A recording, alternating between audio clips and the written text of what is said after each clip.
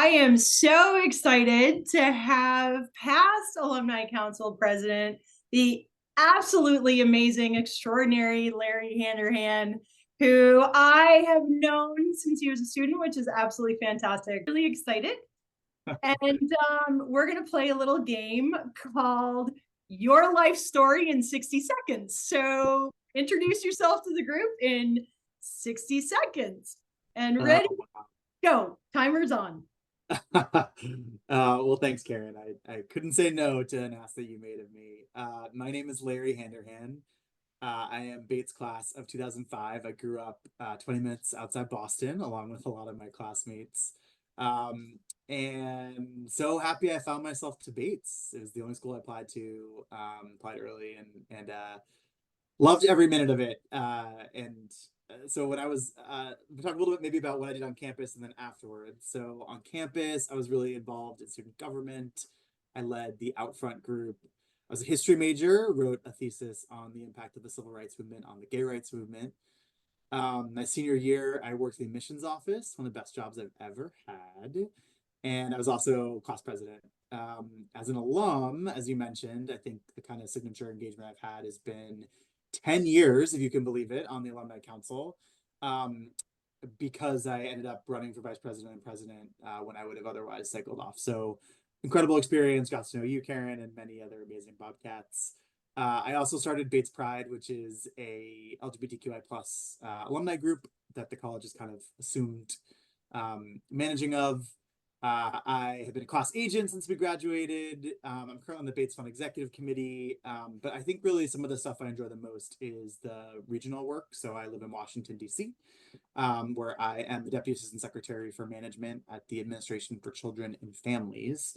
It's a very long title, but basically get to support the mission of HHS and serve the nation's families through a series of social safety net programs.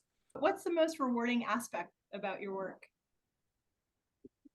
Most rewarding aspect of my job is definitely the people. I think I work with a really incredible group of political and career staff at the Administration for Children and Families, and also get to work with a number of our grantees and beneficiaries. And I mean, can't really do human services work without the humans. And so it's just a real pleasure to be in the space and work with such incredibly dedicated and passionate civil servants. Sweet. How has your Bates experience transferred into your professional and personal realms? Got so many ways. I think probably the number one thing that I benefited from was just a really cross-disciplinary lens. So I think Bates really invested in that through the liberal arts pedagogy more broadly, but I felt that when I was on campus. I took a bunch of classes that turned out to be incredibly useful just for like critical thinking and learning to read and write in a concise and kind of comprehensive way. And then also the people, I ask advice of a lot of my Bates friends and professors and colleagues over the years. And so that is still a very active part of my network and the people that I trust and the advice that I get. Awesome. Which is worse, failing or never trying? That's an easy one. Obviously, never trying is worse.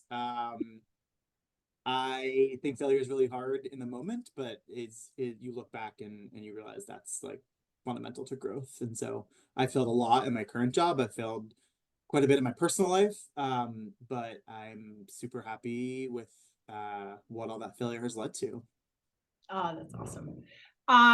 What makes you smile when you think about your time in the Alumni Council?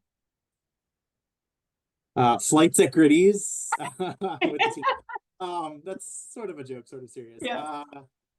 I just picture being on campus surrounded by super dedicated alums. I think about running into professors that I had, on the quad and walking at Commons. And then I think about the students, like, we joked a lot, Karen, you and I included, about how like we could never get into Bates now because the kids are so smart and dynamic. And yet at the same time, they still feel like Batesies. I think it's still a pretty self-selecting community, which is really important, especially as it's gotten more competitive and as just the whole kind of higher ed world has changed. I step onto the campus and it feels like the same institution that I love so much, but just, updated for 2024. Sweet. Of all the volunteer opportunities, and you've been very involved, what led you, why the Alumni Council? Out of everything you could have picked, why the Alumni Council? The true answer is that someone asked me to do it. And I think that the reason I bring that up is that I think a lot of times leaders need to be told they're leaders, and then that act of saying, hey, I think you have something that would really add value to this is how a lot of people get involved. And the best leaders, whether it's alumni engagement or just in a professional setting, they are identifying people who would have a good match and a good contribution to make in different spaces, and giving them the confidence to think about it. I think when I reflect back on, why I'm so glad I did it, why I stayed doing it, you have a seat at the table, and the college has really leaned into the Alumni Council as, an important advisory source for the decisions that they make.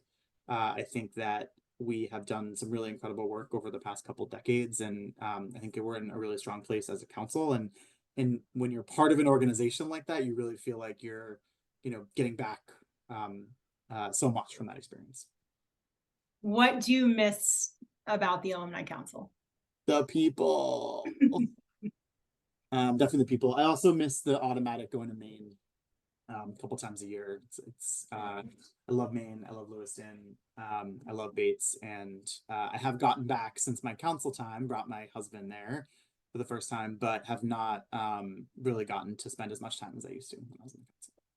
Well, hopefully we get to see you in May. What advice would you share for current or future council cats? You get in what you put out. I think that's pretty much like life advice.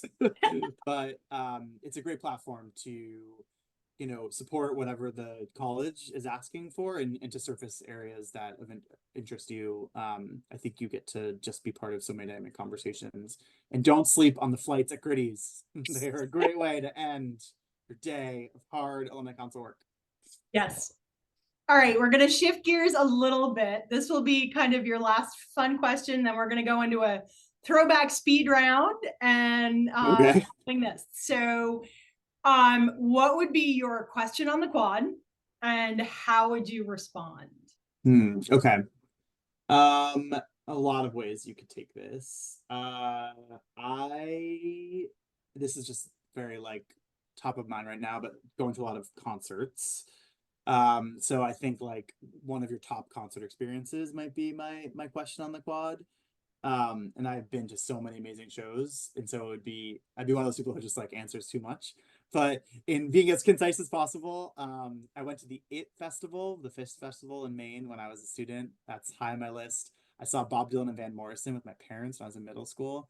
And then I got married last year, and we had a band at the wedding called White Ford Bronco. They're a 90s cover band, and it was like going to a concert with all your favorite people on like the best day of the year. And so that's my number one. You had no fun dancing up a storm with that, huh? No fun. In fact, I'm seeing them again this weekend. They're fantastic.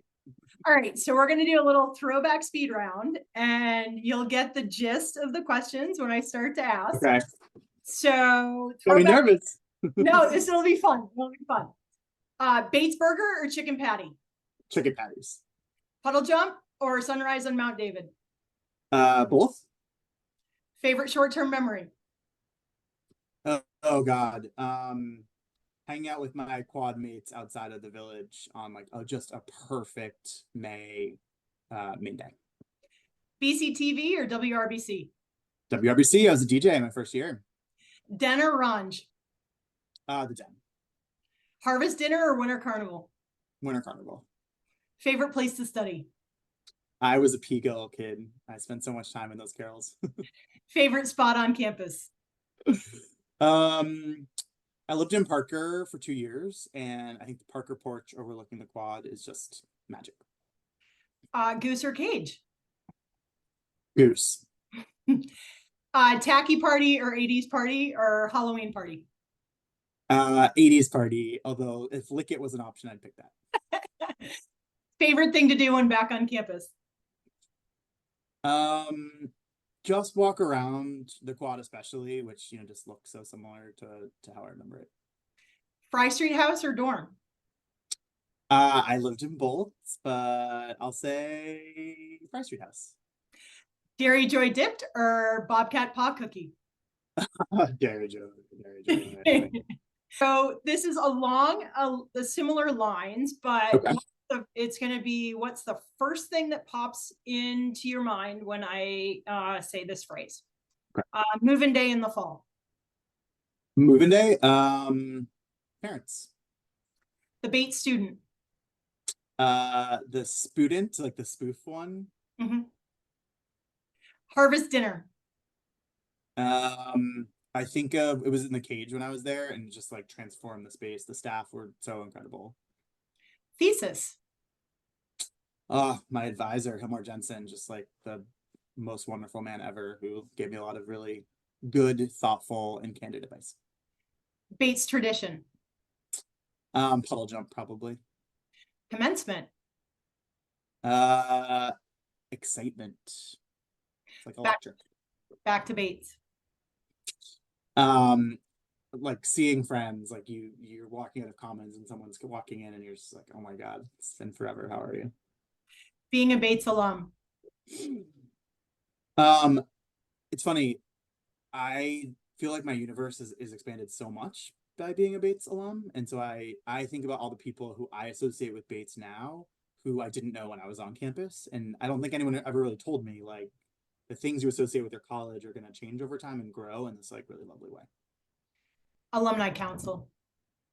Gritties. So I'm going to turn it over to you for just some final word. I mean, thank you for doing this, and thanks for your service on the council. I think it is an incredible.